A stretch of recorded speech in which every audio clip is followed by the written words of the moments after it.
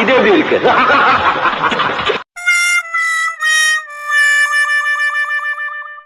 நீ soft character, என்ன மாதிரி முரட்டு பையனா இருந்தா பரவாயில்ல.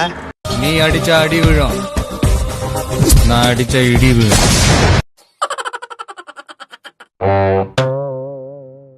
நான் அப்படியே ஷாக் ஆயிட்டேன். டேய் டேய் உன்னதான்டா என்ன பீலிங்கா இல்ல பீலிங்கான்னு கேக்குறேன். எனக்கு தான்டா பீலிங்கி. போடா போடா.